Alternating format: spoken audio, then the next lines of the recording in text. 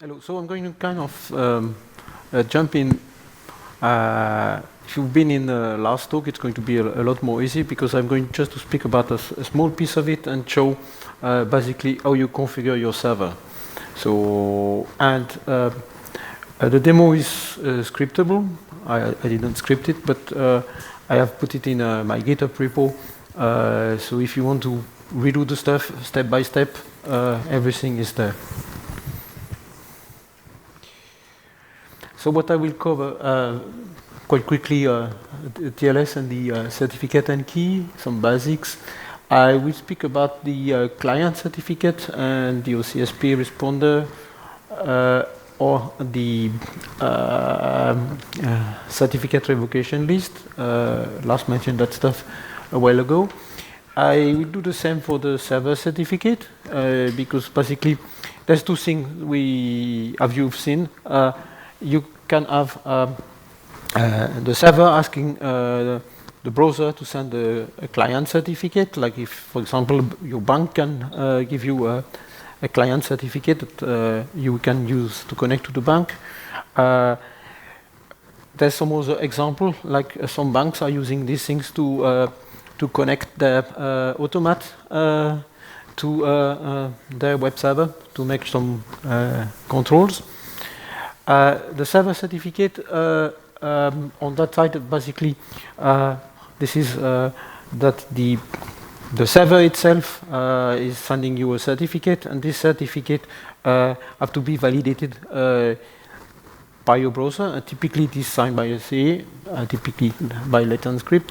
So, speaking about Let's Encrypt, I'm going to speak briefly on modemd and show a bit how you can use it to automate the renewal of your Let's Encrypt certificate. I'm going to mention modemd2 and OCSP sampling. I have a bunch of demos that I hope they're going to work, and don't hesitate to interrupt me if you have a question. So my name is Jean-Frederic. I'm working for Red Hat. I've been writing code for a long, long time, and I'm living in Switzerland. So, as you have seen before, there's a key and a certificate. It's a pair. Basically, you're going to generate a key and a certificate. You want to keep the key secret. Basically, you're going to protect it with a passphrase and then leave it either in your browser, either in your server. And you're going to publish the certificate. Publish the certificate is going to, you're going to send it, the certificate. But of course, publishing your certificate does not mean that anyone can know that it's your certificate. For that, there's a certificate authority, which is going to sign the certificate. Basically, you're going to send a certificate request to the authority, and this authority is going to sign it. It's going to add its signature to your certificate, and so that the browser or the server can recognize that this is a valid certificate. It could be a certificate authority that could be more or less expensive. It could be Let's Encrypt. Let's Encrypt is very good because they offer you a free certificate. So we're going basically to jump in some more detail how it works. Don't hesitate to stop me if you miss something, because I'm going to add complexity of what we're doing through the talk. And the goal is like basically you should be able to reproduce what I'm doing on your own server or on your desktop just to make a test. So basically this is an example of this is Wireshark. Typically, when you try to debug these things and try to understand what goes wrong, you can use Wireshark to understand what is wrong at the first steps of the dialogue. You can't understand what's wrong with the data because it's encrypted. So here it's a TLS 3.1, and it's Firefox doing it. You can see that there's a client hello, which is sent, and then it's going to be answered by server hello, and there's a change certificate, and then there's the encrypted data. So this is, if it stops somewhere here, you know that you have something wrong. And usually, you can, if you use using wash, like you can, it's going to tell some code that you can Google for it and find out what's wrong. It will tell like basically that the server does not accept what you're sending, or your client can't change the cipher spec. Those are error code that you can just look to them. You can click inside the message, and then you have the information, the part that can be decrypted from the TLS packet.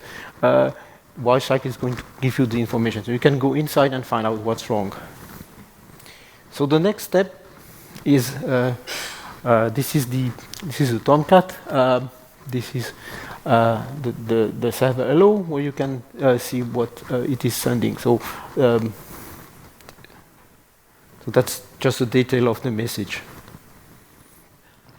If you look to the difference of the TLS 3.1 versus 1.3 and versus 1.2, you can see that basically there's several more steps in the two.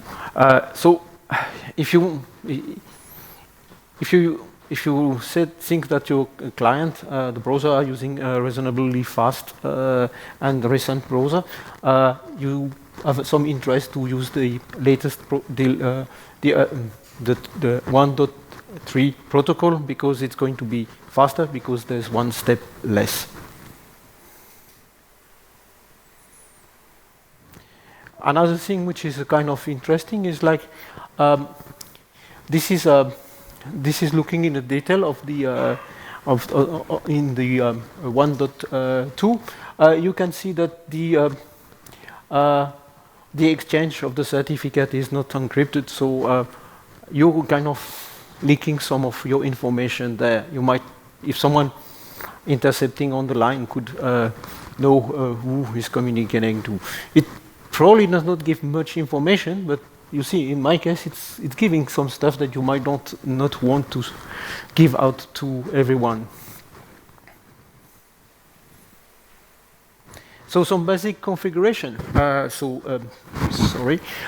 This is basically the httpd conf. You need to put a listen. You need to define a virtual host. In this virtual host, you're going to say that you're going to use the SSL engine by saying SSL engine on. You give it a certificate file. In this case, this is the certificate I've created for the demo.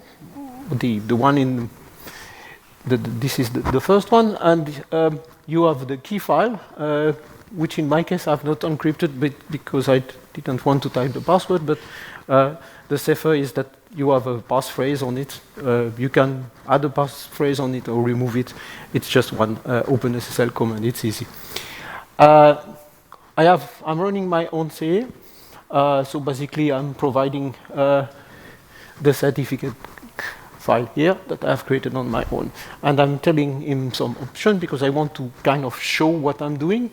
I'm using the SSL options in order to basically show the standard variable and decert export data. And I have a small CGI script that displays that stuff. So this is some tool basically that can help you to debug what you're doing and if something is not working exactly the way you're expecting. So if I go to my server, which I have started, so this would be the first. This is the first virtual host I have installed in my server. When it gets served, you can see all the things that have been that are coming out. Whereas, especially you are interested in these SSL things, which you can test in your own application. Basically, if you can, this is just a small CGI application. You can write a sophisticated one that is going to read the things and decide whether you should accept the connection or not. So, try to go back to the presentation. So let's add one small step of complexity. The first thing you have seen is just what most of the people are using. Now we're going to do something more. We're going to tell we want to tell the browser to provide us a client certificate. The client certificate, I have imported them in my browser in case you can, in case you use OpenSSL to create them. I've explained in the shell script how you can get the certificate in your browser and then use this certificate. I have asked for a verified diff of 1. So if we look to the page, so this was the previous one. Oops, I've clicked somewhere I don't want. So if we go there, maybe I should show one moment. Yeah, that's it. So here I have httpd is asking the browser to provide a client certificate. I have a bunch of client certificates that I've been importing, and I've on purpose prepared a different one. One is a certificate which is going to require httpd to basically check against OCSP server, OSP responder, that the certificate is valid. I have an invalid certificate. I made it invalid by basically revoking it. And I have a valid certificate. But here I have not defined anything about validation. So all of those certificates should be working without problem. So this one I have invalidated, but if I click on it, for the moment it's going to accept it. So you need to tell httpd that you want him to check that this certificate is valid. We're going to do that first with the revocation. So basically, this is the configuration. So you see, it's very easy. We add 2 lines, and then httpd is going to be able to use a certificate revocation list. So basically, this is a small file that OpenSSL have generated for me. I've said this certificate is not valid, and I entered the command. It generates a revocation. On this revocation, I generate it on the list. Note that this contains a date, so you can't use a certificate revocation list which is too old, otherwise you get an error message. It's not going to accept any certificate in case it's wrong. So if we go again there, we take the one, and here I have the invalid certificate. If I pick the invalid certificate, it's invalid because it should be in this virtual host. It's in the certificate revocation. If I click on and try to use it, it's going to say it does not work. If I go back, I think if I refresh the page and I choose a valid one, it's going to show me the page. So httpd has done the validation. It checked that in the certificate revocation list, this certificate is a valid one. Well, this certificate is not in the invalid one, so it's going to let me in. If I'm going too fast, tell me. I can slow down. I guess I have time. So, going back to another way of validating the certificate is running a responder. In this case, you have to tell that you want to enable the responder's logic, which is SSL OCSP enable on. In this case, I've defined a default responder. In this case, this is the IP address of my own laptop. And so I have a responder. It's not using HTTPS. Yes, it's not very good. It should. It's more easy to set up, so this is why I've done it like that. And I've run it on my machine on that port. And this is this is an information to tell, in case the certificate have some information about the OCSP, ignore it and use that. So, if I go back to my example,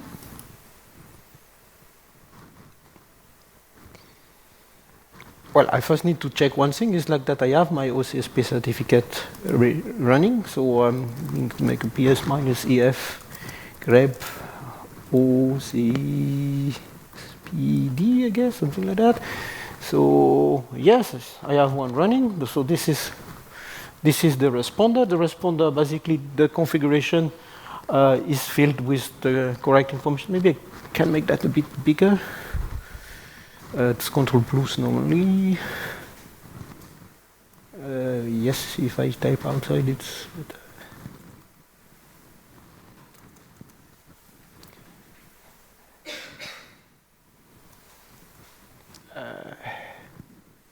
No. Sorry, I have to remember how to make the things a bit bigger. If someone remembers, let's make it full screen. It's bigger. Not really. Okay, so.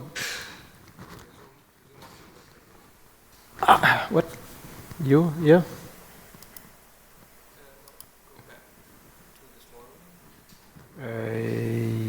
Yeah, in maximize. I want to maximize that. Yes, I can. No, I can't.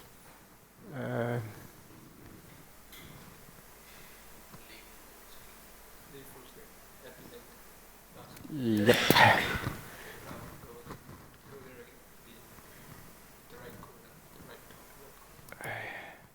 I'm looking for finding the right. Okay, yeah, it's where I was starting. It is this small easy. So in. Sorry, yeah, in the right.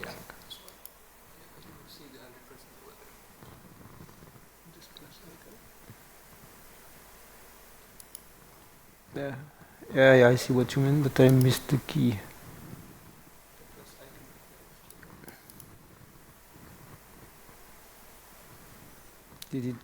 Is it more readable?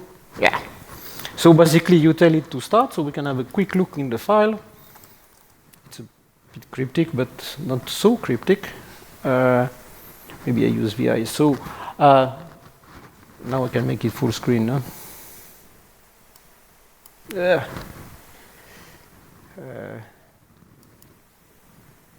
No, it does not want. Okay, it does.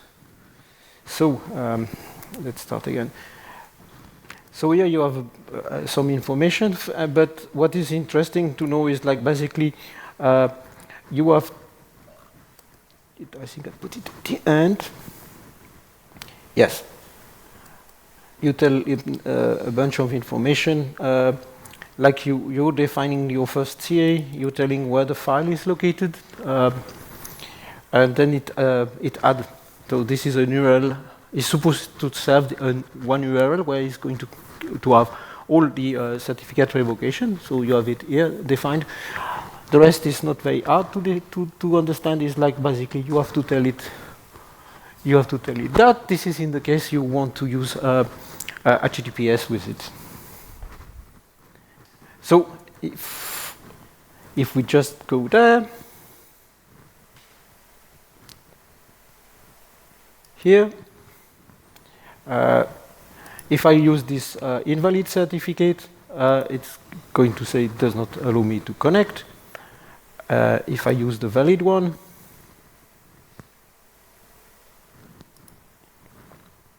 it should allow me to connect.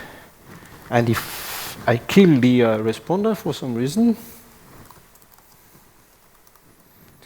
if I don't have a responder, it should give me an error. I can restart it because I have the comment somewhere.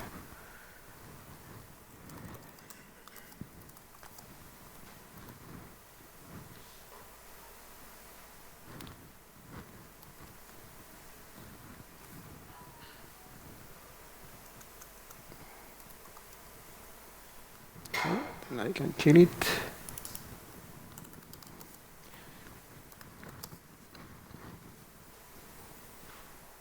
responder is gone.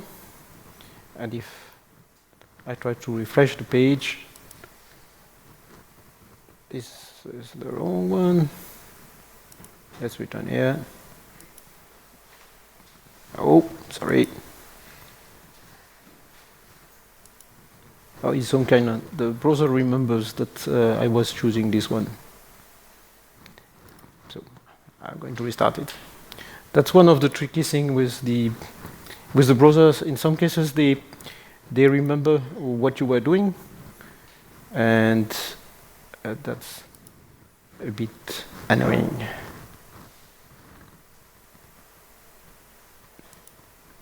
Yeah, then I'm going to take the invalid, and then it gives an error. And if I use the valid, it does not have a responder, and it should also complain. As you can see, you don't have a responder, so you are not able to validate the certificate. So now we're going to do another stuff, which is also quite interesting to see. Is like we have been using this command to make sure that we don't use the information from the client certificate to verify that the certificate is valid on the responder. I'm going to I have another example where, in fact, you want to use this the information of the OCSP responder in the certificate, because the CA that have created your certificate have added that information while signing it, that it had a responder, and this responder you need to enable it. So you just enable it, and then here, if I go back to the page, I pick this one here, then I pick the certificate that contained the information to find the OCSP responder. I click to it, and I should get a connection. And I don't get a connection because I've stopped the responder previously, so I'm going to restart it. And I have the command here, so I'm not going to miss it. I'm going to miss one letter of the password, so it should have started again. And if we try again, it should work. I pick the valid one, and that's it. So here, what httpd have done is like it received the client certificate, it read the information of the client certificate. The information of the client certificate says, please check this certificate against this responder. In my case, I've checked it against my responder, but it could be a responder anywhere provided by your CA. And typically, if the bank can also be providing this kind of thing, so if we connect their web server, will connect to the responder, and the responder will say, okay, this certificate is not in my revocation list, and you can do the connection. So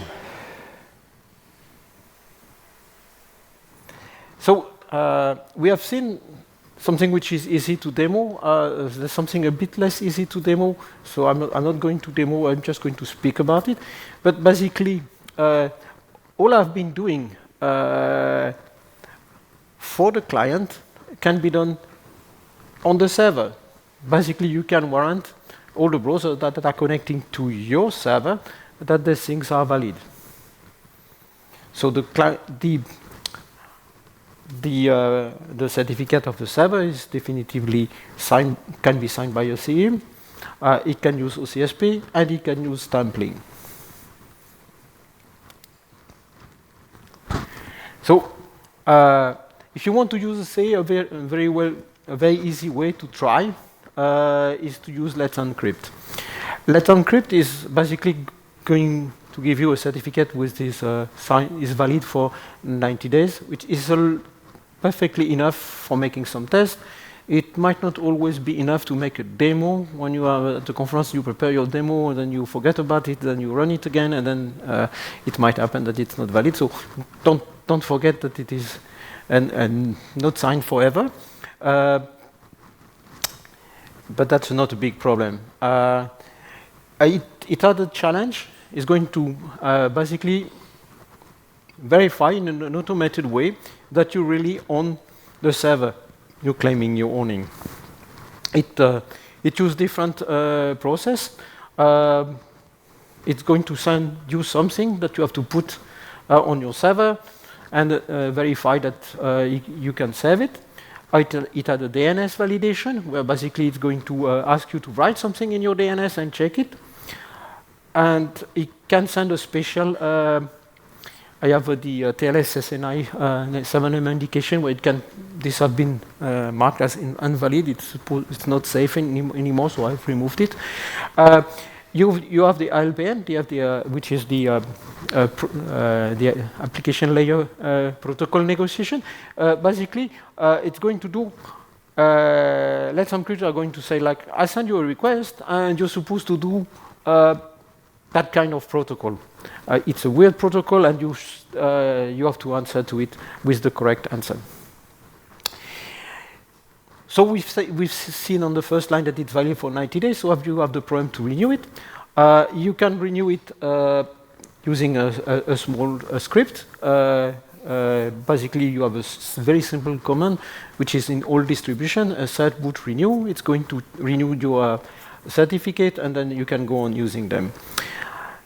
You can have an automatic renewal using modmd. And it can also do OCSP sampling on your server, which basically it will regularly check your certificate and then add the sampling information to you so that the browser is happy. When you register your stuff to Let's Encrypt, you give it an email. This email is going to be used by Let's Encrypt to remind you have to change your certificate some days before, I think a month before it expires. Don't let it expire, because at some point it goes, if you are saving a page to the outside, it's a bit annoying suddenly to find that you need to click several places in order to accept the wrong certificate, which is never good to do. It's not. The fact that it is green is maybe not enough, but if it's not green, don't do that. Don't go on a server that asks you to accept something which is obviously unsafe.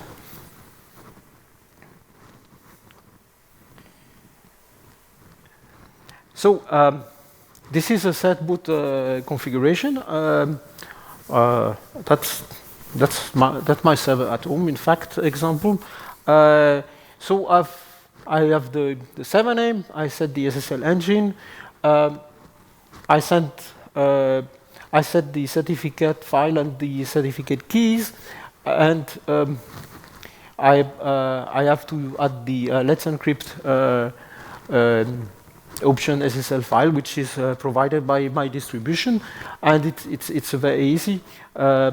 Every time I need to renew my certificate, I'll connect on my server as root. I renew the certificate. Those things are going to be updated. I just need to make a graceful restart, and my server is going to be okay. If you configure Certbot to do the graceful restart for you, it will do it, so it's perfect.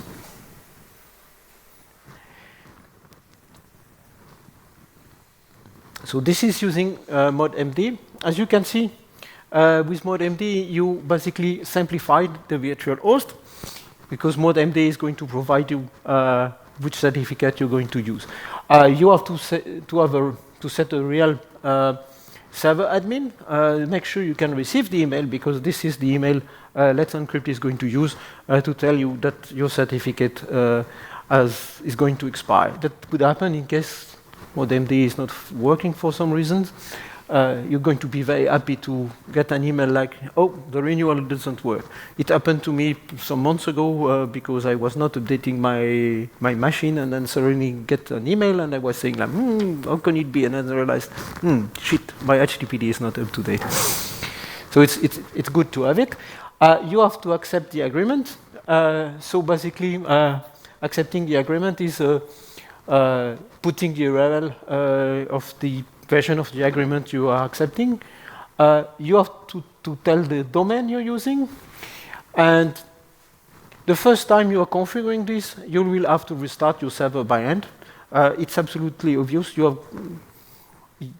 It's at some point you start it, and it's going. You have an error message in the error log that asks you to restart the server. Then you restart the server, and then modemd is going to run without any problem after that. If you are using SE Linux, you have to remember that HTTPD running on a protected environment is not allowed to do a connection outside. So basically, don't forget to tell that it can do network connect, because basically this is telling please check the agreement outside. This requires a connection to go outside, and if you're running on a SE Linux environment, by default HTTPD is not allowed to do that. You are not allowing HTTPD to connect outside your box, which kind of makes sense for security reasons.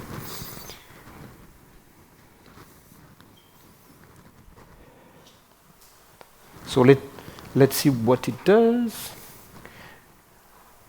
That's the stampling. The stampling basically you tell to modemd that modemd must sample on. The configuration is very easy. You can check it very easily by connecting to the server. You ask for the status. In the big status, it's going to tell that it had the OCSP response. And this time, my stampling, this is an example from Las Vegas, so it's a bit outdated. So if I would run it now, I would have a newer date. But there was a thunderstorm at my place, and my server is down.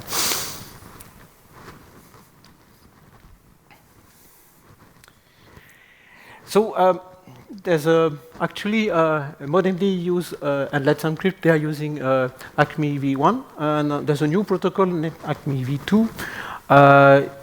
It's going to, of course, unfortunately, not backward compatible. It requires a new version of modemd, which is being developed. You can already use it to test it. It's available. The code was not in HTTPD in September. I did not check again. I think at some point it's going to be in. But you don't need to worry so much, because they say that v1 is going to be sunset at some point in the future. We're sure that's going to take some time. So the new protocol is kind of a bit safer, because first it's going to force you to use HTTPS to connect to the responder, so it's a bit safer.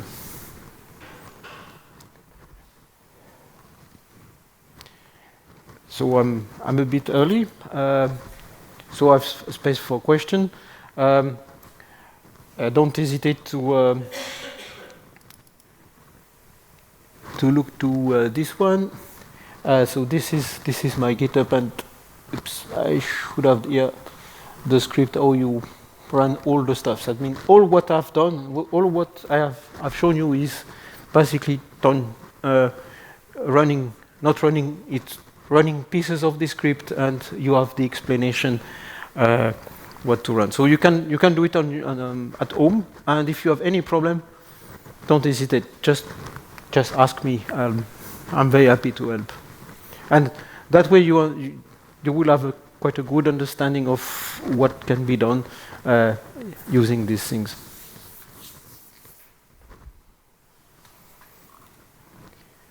So So I have some time for a question. I've been speaking a bit fast.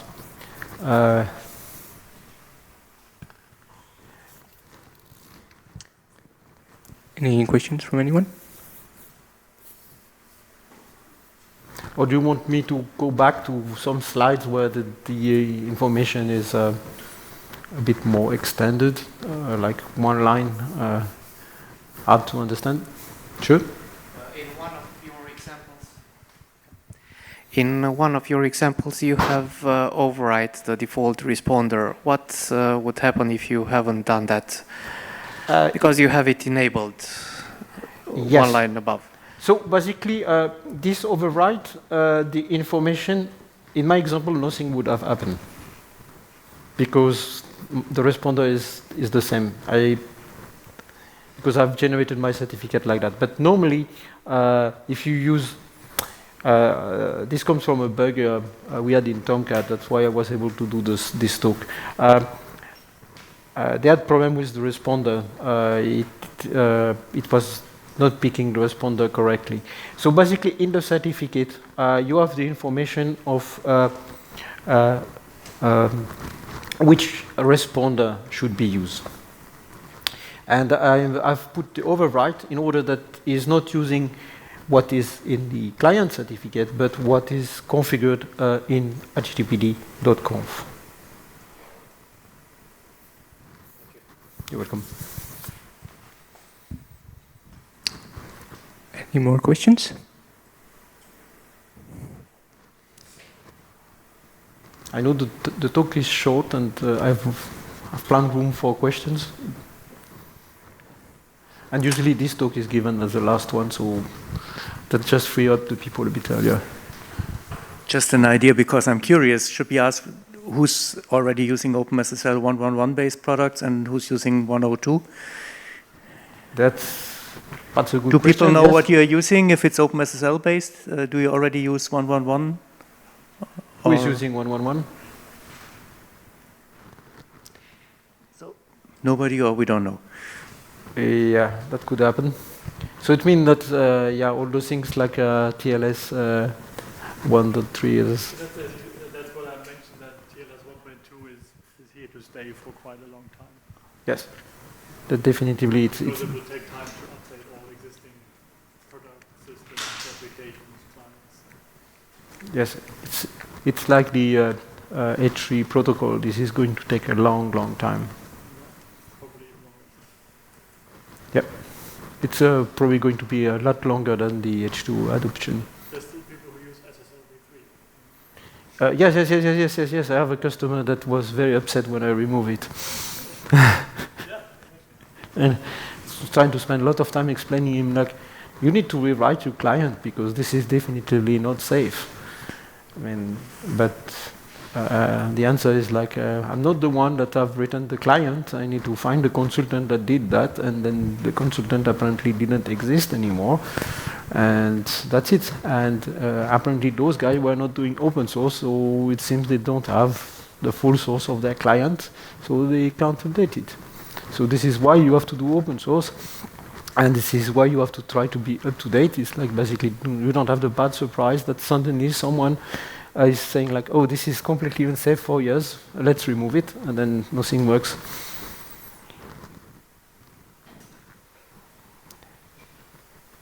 Okay, so I am going to send you to your dinner a bit earlier than expected. I hope you have nothing against it. So thank you for listening. Thank you. Thank you, John.